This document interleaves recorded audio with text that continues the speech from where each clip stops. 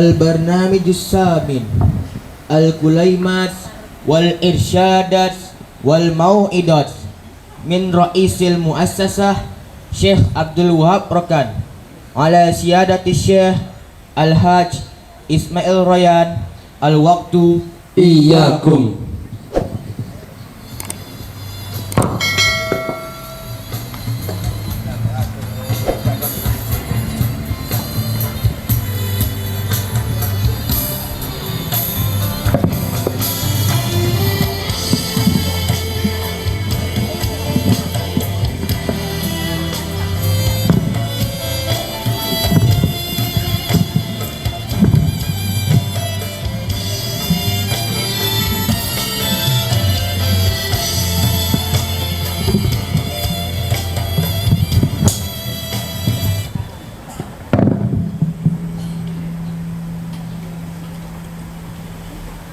Assalamualaikum warahmatullahi wabarakatuh.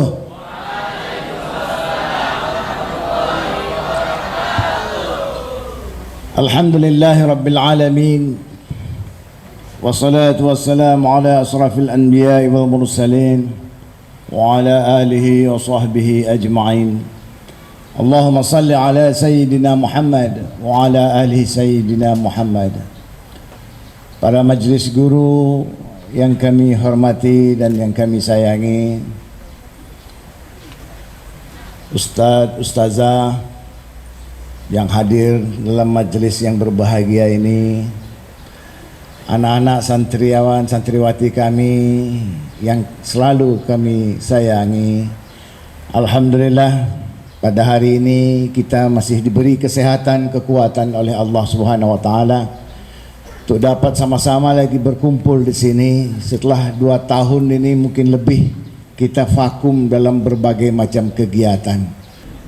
Para ustadz, ustazah, para anak-anak kami yang kami sayangi, tadi berkali-kali kita mendengarkan bagaimana santri-santri kita dalam sambutan-sambutannya selalu mengingatkan tentang ilmu dan tentang guru. Menaklukkan dunia ini dengan ilmu, menaklukkan akhirat kelak pun dengan ilmu. Begitu juga kecintaan terhadap guru. Kalau ada perintah di dalam Al-Quran, ya ayyuhallazina amanu ati'ullaha wa ati'ur rasul wa ulil amri minkum, itu adalah hal yang sudah wajib, yang wajib kita laksanakan dan hampir semua orang tahu, menyadari, tapi kadang-kadang itu pun tak dapat melaksanakannya dengan baik. Itu Al-Quran. Diperintahkannya kita wajib patuh kepada Allah, kita masih selalu lalai. Itulah sifat kita manusia, maka senantiasa kita harus saling mengingatkan, seperti yang disampaikan juga di dalam Al-Quranul Karim, wa tawasau bil haqqi wa tawasau bis sabri. Saling mengingatkan kita untuk kebaikan ini dan saling bersabar kita. Karena cenderung orang bila kita nasihati, kita peringatkan, walaupun itu anak-anak didik kita, bahkan anak kita sendiri, kalau kita nasihati sering bawaannya mau marah, maka Allah ingatkan kita untuk saling bersabar. Maka saya selalu mengingatkan khususnya kepada kita semua sebagai guru, sebagai mursyid, sebagai anak-anak santri, jangan ada rasa benci kita terhadap anak-anak kita, anak santri kita. Marah itu biasa, tentu konteks marahnya dalam suasana mendidik. Jangan sampai ada marahnya timbul kebencian, sehingga setiap kita melihat anak kita sendiri, kita marah aja terus, tak mau kita menegur, tak mau kita berjumpa. Itu akan merusak jiwa dan hati kita sendiri. Para ustadz, ustazah, hadirin yang dimuliakan Allah, menjaga hati ini tidaklah mudah. Berbagai macam cara, macam tariqah, macam metode, jalan bagaimana kita menjaga hati. Maka masing-masing melalui tahfiznya itu termasuk juga menjaga hati.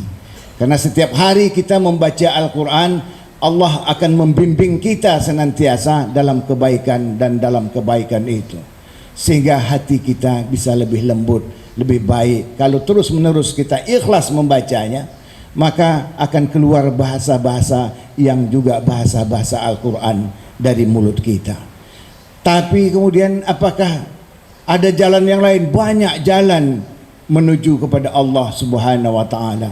Cuman ada yang memang diwajibkan oleh Allah, ada yang melalui jalan-jalan yang disunahkan, yang diajarkan oleh Rasulullah Muhammad sallallahu alaihi wasallam.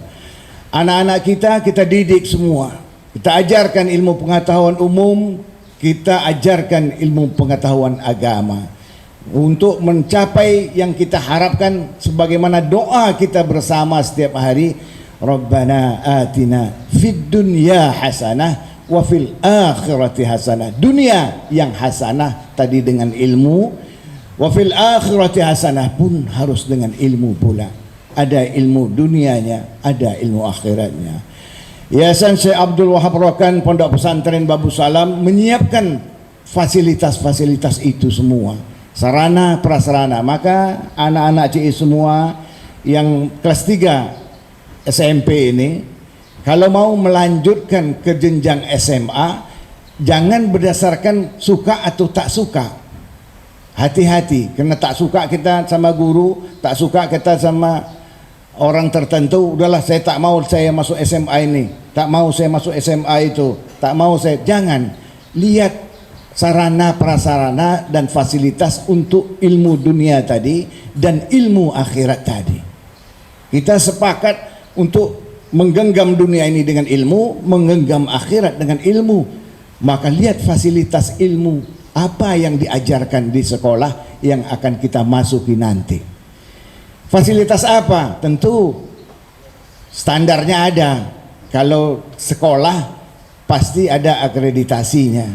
Itu banyak poin yang dinilai sehingga mendapatkan tingkat akreditasi yang tinggi. Alhamdulillah, pesantren Babu Salam SMP-nya kemarin dapat nilai 94 apa 95. Berarti masih alhamdulillah cukup baik, sangat baik.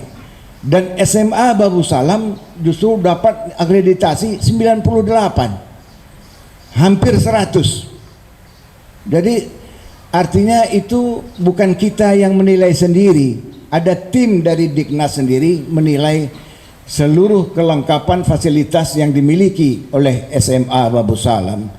Kemudian apa lagi yang kita lakukan? Nah, kita ingin sebagaimana yang tadi disampaikan oleh anak-anak kita, apa yang kita lakukan agar anak-anak kita yang SMA, tamat SMA Babu Salam memang memiliki kualitas yang tak kalah bersaing dimanapun berada.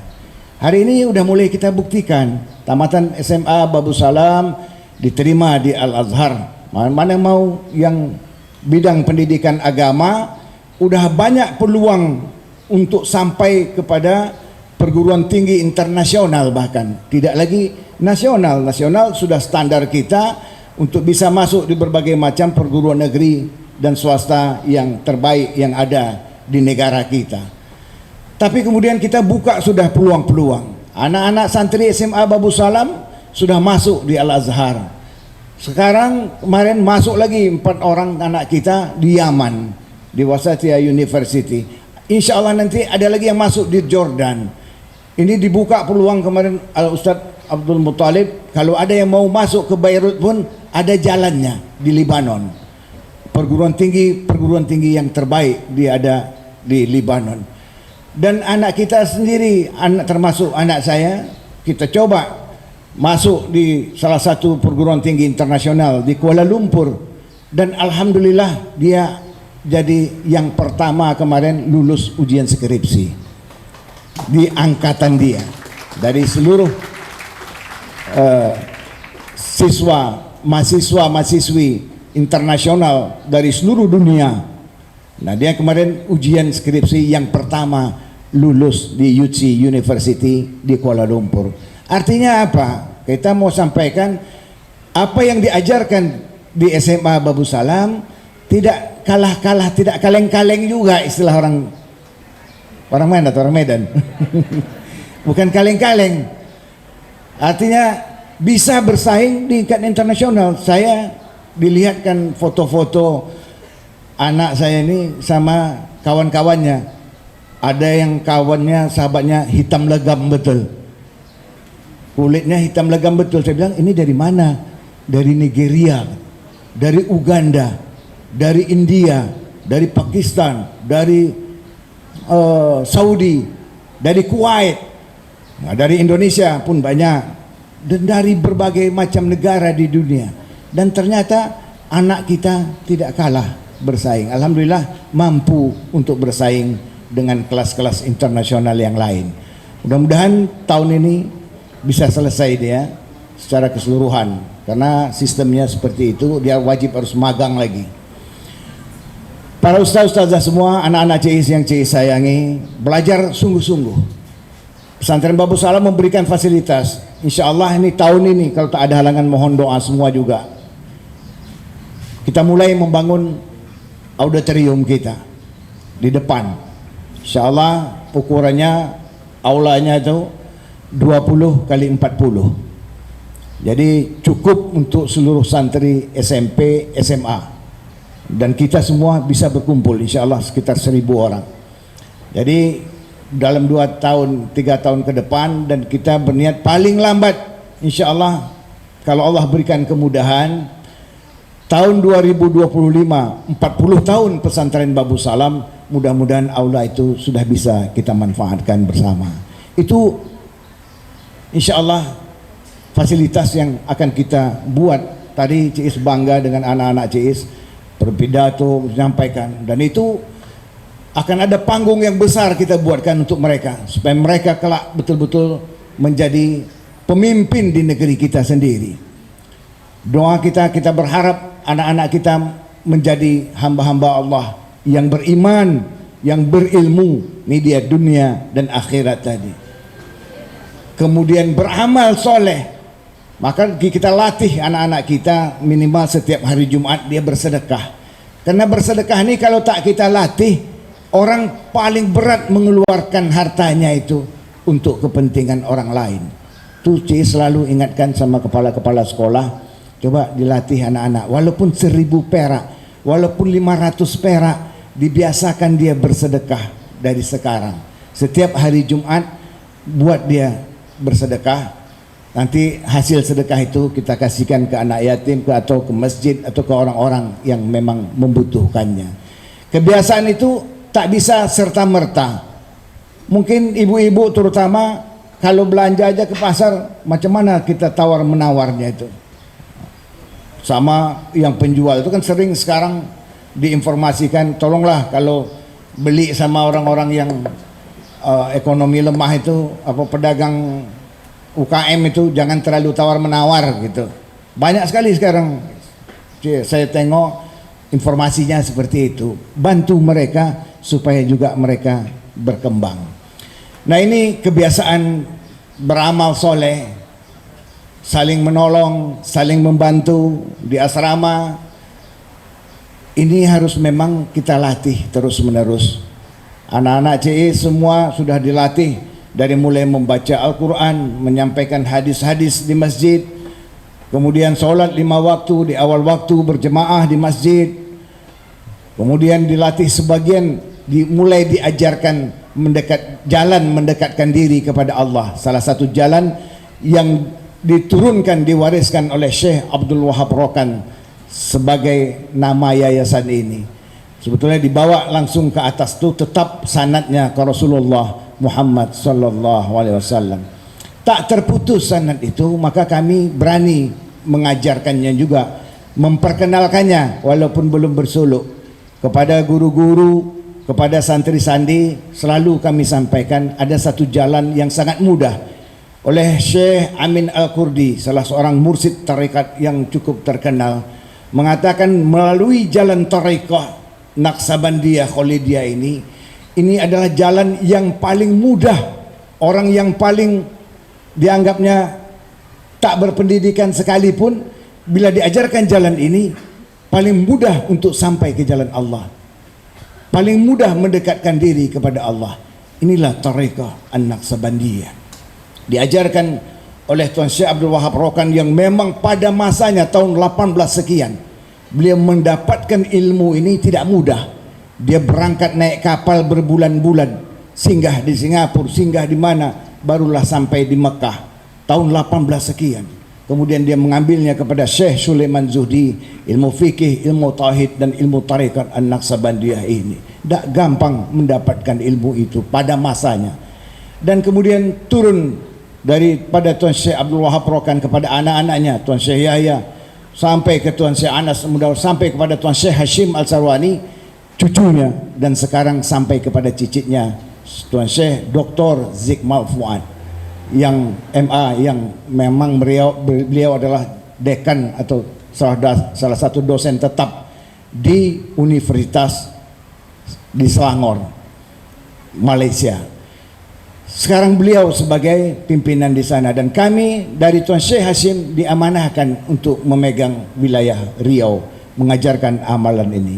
Pelan-pelan dasarnya sudah kami ajarkan kepada anak-anak kami, ilmu tarekat Naqsabandiyah, jalan mendekatkan diri kepada Allah. Silsilah ini terus daripada Syekh Abdul Wahab Rokan ke atas, Syekh Sulaiman Zuhdi terus sampai kepada Abu Yazid Al-Bustami, sampai ke Syekh Bahaudin Al-Bukhari Naqsabandi, sampai kepada Salman Al-Farisi, sampai kepada Abu Bakar As-Siddiqi, dan kepada Rasulullah Muhammad sallallahu alaihi wasallam. Ini teknik-teknik yang sangat mudah yang kalau kita kerjakan maka senantiasa kita akan ingat kepada Allah. Maka apa yang disebut di dalam Al-Quran, dasarnya tetap Al-Quran dan hadis. Ya ayyuhallazina amanu zkurullaha zikran katsir. Diingatkan kepada kita orang-orang yang beriman, ingatlah Allah, ingatnya sebanyak-banyaknya. Macam mana cara ingat yang sebanyak-banyaknya? Tahukah kita bagaimana cara mengingat Allah yang sebanyak-banyaknya? Tak tahu kita. Maka tarekat Naqsabandiyah Khalidiyah melatih untuk kita selalu ingat yang sebanyak-banyaknya kepada Allah. Maka selalu saya sampaikan di dalam pertemuan-pertemuan kita, 5 adab kita untuk selalu dekat sama Allah. Apa? Itu boleh saya ajarkan secara langsung. Hanya satu yang tak boleh diajarkan seperti ini, harus langsung datang berjumpa. Kalau 5 amalan pokok ini selalu saya ulang-ulang. Apa ya amalan orang supaya kita senantiasa dijaga oleh Allah kemanapun kita berada, Allah bersama kita, sehingga kesulitan-kesulitan dan kita diberikan Allah jalan keluar yang tak terduga-duga kalau kita terus ingat. Adab mengingat Allah itu kita bagi jadi 5 perkara. Pertama, itu tadi mengingat Allah itu wudu tak boleh putus. Ini melatihnya. Kita latih wudu kita jangan putus, karena ini berhubungan dengan zikir. Kalau kita solat putus wudunya sah tidak? Hablum minallah, hubungan kita sama Allah supaya terus frekuensinya bersatu, jaga wudu. Itu amalannya. Kedua, jaga solat 5 waktu di awal waktu berjemaah di masjid. Sekurang-kurangnya kalau tak dapat ke masjid, masjidnya jauh, masjid atau hujan lebat, masjidnya tak bisa ke masjid, tapi berjemaahnya jangan tinggal. Usahakan tetap berjemaah. Ketiga, jaga zikirullah, ingatan kepada Allah. Ini yang tekniknya oleh Syekh Bahaudin, ada tata cara mengingat Allah itu tadi. Kemudian yang keempat, jaga lidah, lisan dari bicara yang sia-sia, caci maki, sumpah palsu, marah-marah tak tentu arah, ya, mengeluarkan. Kadang-kadang zaman sekarang orang karena menggunakan teknologi, orang memaki, mencaci maki dan mengeluarkan kata-kata tak ada rasa apa-apa. Dikirimnya aja, di-share-nya ke sana karena sakit hatinya. Di-share-nya ini hal-hal yang buruk, di-share-nya lagi kemana-mana. Ini pun membahayakan. Jaga jangan sampai itu kita lakukan. Yang kelima, menjaga perut kita dari makan minum yang diharamkan oleh Allah Subhanahu wa taala. Jangan kita membunga-bungakan uang, melipat-lipat gandakan uang. Hati-hati di zaman sekarang, kita lihat viral-viralnya orang tiba-tiba udah jadi kaya yang luar biasa kayanya.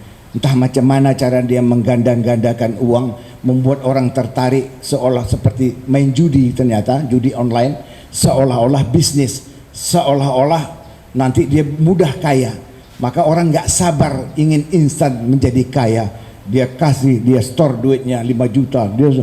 Orang tuh menjadi kaya mendadak, punya mobil mewah, punya rumah mewah, punya private jet.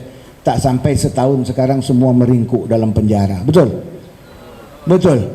Nah, kita insya Allah jangan sampai seperti itu. Kalau kita jaga hablum minallah, kita tak akan mudah terperosok kemana-mana. Allah akan selalu menjaga kita agar kita senantiasa patuh dan taat kepada Allah Subhanahu wa taala.